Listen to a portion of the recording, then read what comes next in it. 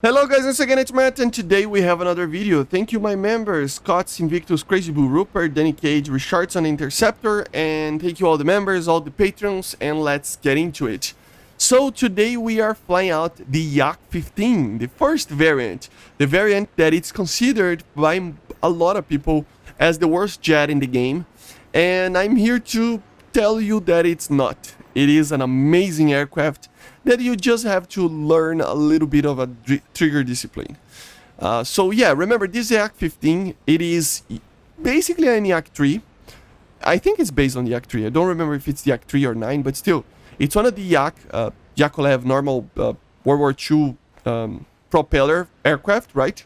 It is based on that, but instead of that, it uses an RD-10 engine, which is an engine based on the German engines of the Second World War. So I think it's the Humo, but I might be wrong. But still, so it only has one, which is half of what a 262 has. So it's more comparable to something like a Volksjäger, the HE-162, than the ME-262. And the BR will tell you that because you will be facing a lot of props. And it has one problem. So this variant, it has only one 23mm cannon. And as you know, these cannons are not the greatest cannons ever. So let's talk about the performance of the aircraft first. Why is it not the worst jet in the game? So that kind of carries the aircraft out, okay? It is a very hard aircraft to use due to the cannon. But because of the performance, it can actually carry the cannon a little bit, especially when you use minimum fuels. As you're going to see, a P-51 like this cannot do anything to get me out of his 6. Even a Spitfire will have troubles dogfighting and raid fighting with me. The only problem that I have is the cannon. I don't know exactly why the performance is so much great, because the engine is not that strong, man. It is kind of a weak engine. Of course, I am stock here. I am. I just wanted to make a video kind of stock just to show to you guys what this aircraft can do. But the thing is, it doesn't have a propeller.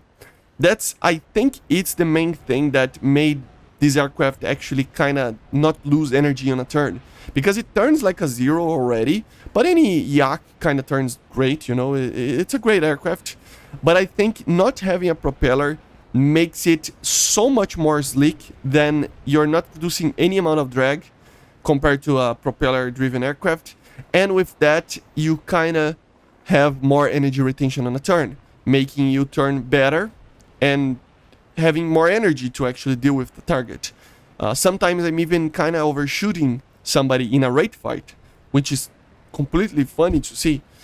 Because this engine is very, very weak. So it has like basically right now with one upgrade, it has like 850 kilonewtons of force. I think it's the stock power, which is it's nothing. 850 kilograms of force. It's nothing. It's 8 kilonewtons, man. It's really nothing. There's missiles that have more power than this. So it is a problem. To have not have that power. But still, as I said, I think because due to the way that everything works, and the way that you don't have a propeller and stuff, and the way that the nose is sleeker and stuff like that, you ended up having a lot more performance, which is a funny thing. So that kind of carries the aircraft, right? The worst part about this aircraft is the cannon. So there's two things about this cannon. First of all, it is a 23mm.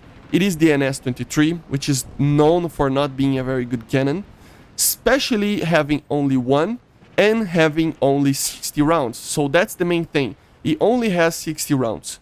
It is difficult to use because you have to have a lot of trigger discipline with it, because you really don't have the ammo to do whatever you want. You really don't.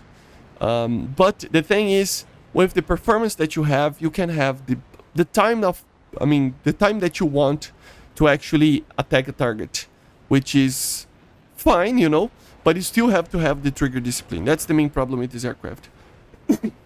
Sorry, the next thing that it is happening with this cannon is that it's kind of buffed. I don't know what happened. I don't know if it's the new damage model to fuel tanks. I really don't understand what is happening here. But I felt that doing the Q5L videos, or even flying the Q5A the other day, that these NS 33mm, these old 50s Soviet 23mm cannons, they are kind of buffed right now. They have a lot of power. I don't know what exactly is happening, but you can feel that they do punch the target and explode the target, or at least catch and make them catch on fire. Which is something that never happened before. If you remember back in the day when like MiG-17, for example, was the top tier aircraft, so a long time ago, these aircraft already were in the game, so the F-15s, they were already in the game, and they were a very, very bad aircraft due to that, because the cannon didn't do any damage. It was like you're shooting a 7.62 basically. And now, look at this. Every shot that you take and it hits a target, most of them will do a lot of damage. Especially, I think it's the fragmentation ammunition, that it does a lot of things, a lot of damage. So it's kind of funny. As you're going to see in the next match, sometimes I take some head-on shots and the guy just explodes, or the pilot dies and I shot the wing. It's completely out of the blue that this cannon is actually doing a lot of damage. So I was really not expecting this to be a thing. So that makes it not the worst aircraft in the game, in my opinion.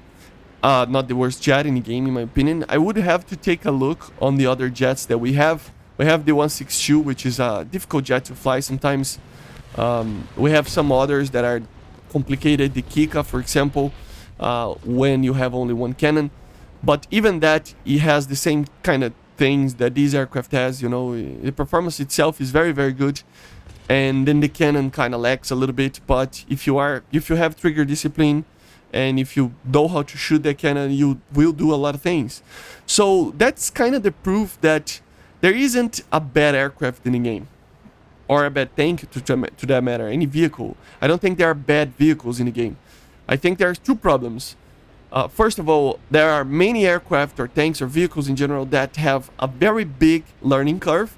This is going to be one of them, because you will have to learn how to use them. The MiG-21s can have a learning curve, for example, and normally aircraft from the Americans, for example, they don't have it, because they have kind of a good performance in everything. They're kind of a jack of all trades, like a P-51, for example, or something like that, and you have a lot of ammo, so you can do mistakes and be fine with it. An aircraft such as the Soviet ones, they normally don't have a lot of ammo, and sometimes a certain performance is very good in an aircraft of the Soviet, and the other one is very bad. So the aircraft is very fast, but it doesn't turn, or the other way around, or it loses a lot of energy. So it has some things that are very good, and some things that are very bad. And with that, you have to learn how to use the cannon, learn how to use the ammo, learn how to use this strength of the aircraft, right? And yeah, it's basically it. The aircraft itself has the learning curves, right? And then there's the second problems with some vehicles. The BR, right? The BR of some aircraft, for example, the F-100 right now, it is a very bad aircraft. It's facing a lot of Su-25s and stuff. But back in the day, it was a very good aircraft. It faced the MiG-19s and it lost most of the time in a 1v1. But it could win depending on the situation. So it depended very much on many things. But right now, it has a bad BR, which makes it a bad aircraft to fly. So it depends on these two things. And of course, on the pilot itself. If it's a more new player, right? It will have more problems dealing with some aircraft that have a bigger learning curve. Look at this shot. I mean, I hit the wing of the target. One shot and exploded and killed the pilot. Well, what is happening with this 23mm? But as you know, it will depend, of course, on the pilot as well. Because if the pilot is it's new to the game, it will have difficulty flying those new these aircraft that have a learning curve. This is always going to be a thing. So yeah, this kind of wraps it up the video, right? I don't think this is the worst aircraft in the game. I love it so much. It is a very easy aircraft to fly. You just have to learn how to use the cannon, and when you get the P variant, you will be great with it because you already know how to use the version with one cannon. So it's going to be very, very cool. But anyway, I hope you enjoyed the video. Let me know in the comments anything, and I'll see you guys in the next one.